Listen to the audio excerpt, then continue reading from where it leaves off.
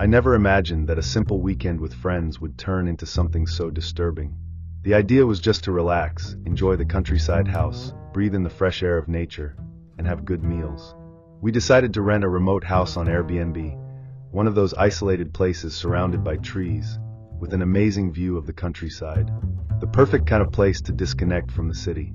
When we arrived, everything seemed perfect. The house was huge, well decorated and cozy. The kind of place that makes you feel at peace. But right at the first dinner, something strange happened. The hired chef, who was supposed to prepare a special meal, arrived at night as agreed. But the first thing that bothered me was the fact that he didn't say a word about who he was.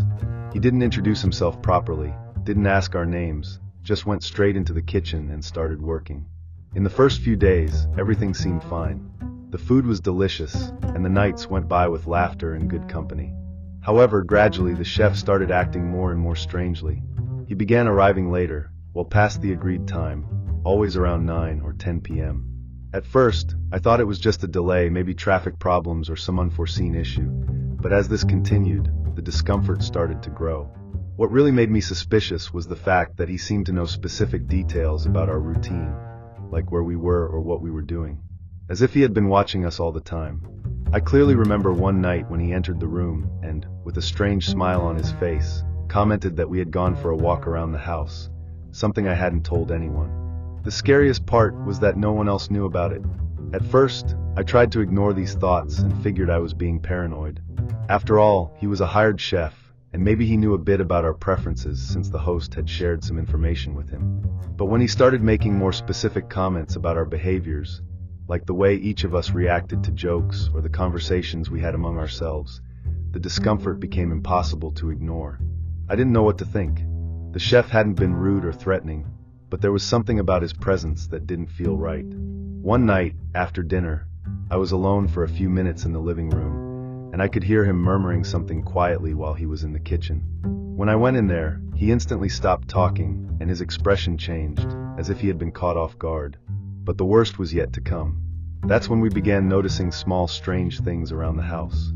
On my morning walks, I noticed that some of the windows were open, even though we had closed everything before going to bed. Once, when I went to the bathroom, I saw tape stuck under the sink, as if it had been recently moved. Something wasn't right, but I didn't know what. We decided to investigate a little more, but nothing could have prepared us for what we found. One night, while everyone was distracted, a friend of mine, who was very curious, went to check out the rooms and common areas of the house. That's when he found the cameras. They were in every corner, in the living room, the kitchen, even inside the bathroom. We didn't know whether to be shocked or angry. The chef had installed hidden cameras in places that clearly weren't meant to be filmed. He knew all of our movements, our habits, even what we talked about in private conversations. The feeling of invasion was unbearable. We immediately confronted the chef. He tried to justify himself by saying he was just worried about our safety, and that the cameras were meant to monitor the house while he prepared the food. But the excuses didn't make sense. Why was he watching us to that extent? The strangest part was that he seemed to really know where each of us was, as if he was closely following everything. It was as if he was enjoying our reaction.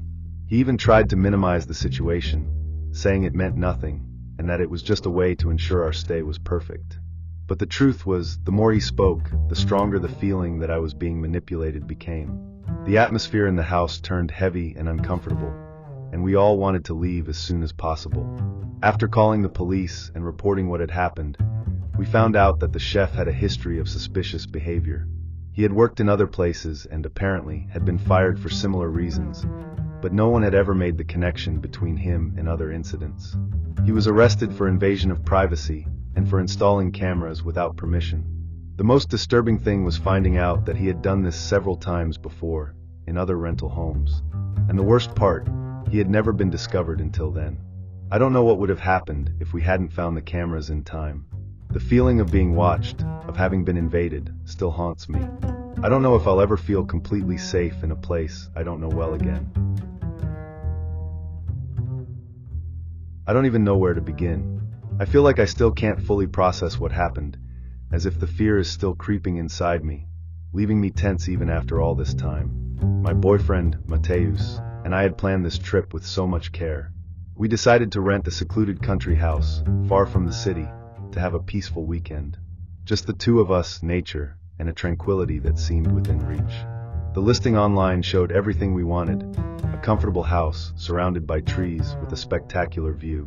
There was no way it could go wrong. But something was wrong from the start, and I didn't know it. On the second day there, he appeared. A strange man, with a simple appearance, but always carrying a camera. At first, I thought he was some kind of local visitor, but soon he introduced himself as a photographer.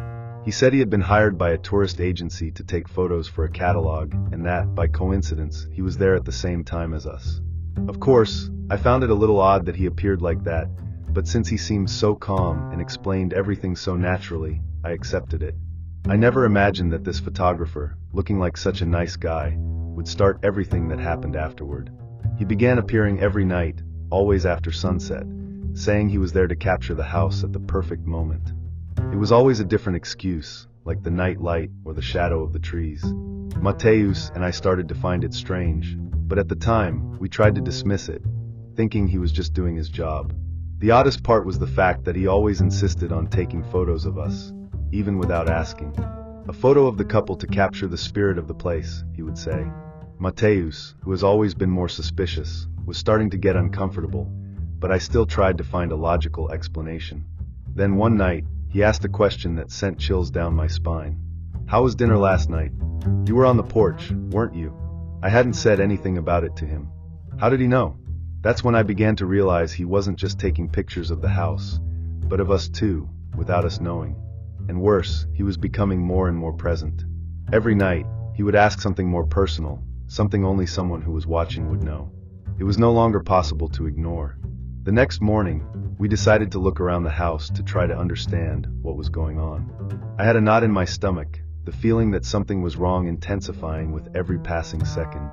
What we found left me completely speechless. Photos. Lots of photos. Photos of other couples, other guests, but not ordinary photos. They were photos of private moments, as if he had been watching us without our knowing. Some were even taken in the bathrooms of the house, where no one would imagine there could be someone hidden. When we found the photos, I felt the weight of a strange and uncomfortable truth. He had captured intimate details of our stay, moments that hadn't even been shared between us, as if he were everywhere at once. It was now clear that the photographer wasn't just there to do his job, he was watching us. But the strangest part was discovering that the photos he took, not only of us but of all the other guests, seemed to be taken strategically, as if he were documenting our reactions, our most intimate gestures, our private conversations, everything. And the worst part of all was that these photos were never published. With every image we discovered, I kept asking myself, why was he doing this? What did he intend to do with those images? That night, the photographer appeared again, as if it were part of the routine. But something was different. He seemed more confident, even more natural in his approach. I went to the front door and, with my voice trembling, told him that we knew about the photos. He smiled, a smile so cold that it made me freeze inside. "Ah, so you finally found the photos." I knew it would just be a matter of time. He didn't seem the least bit surprised, as if he had been expecting it. I asked him why he was doing it, and his answer took my breath away.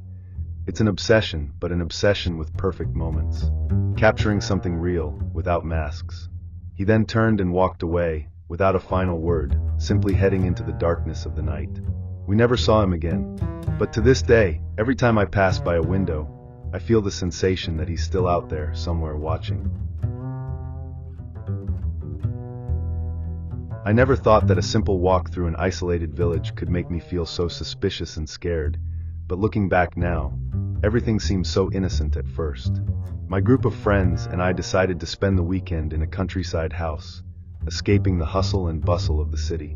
The house was beautiful, located on top of a hill with a view of the mountains, and the host, a man named Marcos, greeted us with a wide smile and a friendliness that almost seemed exaggerated. He was the type of person who made you feel at home right away, which made us feel comfortable quickly. On the first day, he suggested we take a nighttime walk through the mountains. He said he knew the path well, and would show us some lesser-known spots in the area. We agreed without hesitation. The walk started off calmly. Marcos was always ahead, pointing out details of the landscape and telling us stories about the region, but as night fell, the questions he asked started to get strange. Initially, he asked where we were from, what brought us there, and even about our jobs, normal things. But then, he began asking more personal questions. almost as if he were trying to learn details about our private lives. Who are the most important people to you? What would you do if you had to leave everything behind and start over? I couldn't understand why someone would be interested in such things. I tried to be polite and answered, but he seemed to be getting more insistent. When I asked about the way back, he just smiled and said we still had a lot to explore. At that moment, I started to feel uncomfortable, but I thought I was overthinking it. When we finally returned to the house, it was already past midnight, and I was exhausted. The discomfort I felt during the walk was still with me, but I tried to ignore it. I convinced myself that Marcos was just a strange guy, maybe lonely, trying to be friendly. However, as we were getting ready to sleep, one of my friends mentioned that Marcos had asked him strange questions too, especially about our routine and the times we usually went to bed. This made me remember that, before we left for the walk, he had asked if we locked the house door at night. At the time, I thought it was just small talk, but now, connecting the dots, a chill ran down my spine. The next day, we decided to explore the village on our own, and avoided calling Marcos. But as we walked down the narrow streets, I noticed something strange. Some houses had cameras pointing toward our accommodation. I could swear I saw a small lens glinting between the trees nearby. I approached quietly, and when I got closer, I confirmed my fear. It was a security camera, hidden among the branches. The strangest part was that it seemed to be positioned to watch our house. I pretended I hadn't seen anything and kept walking, but my heart was racing.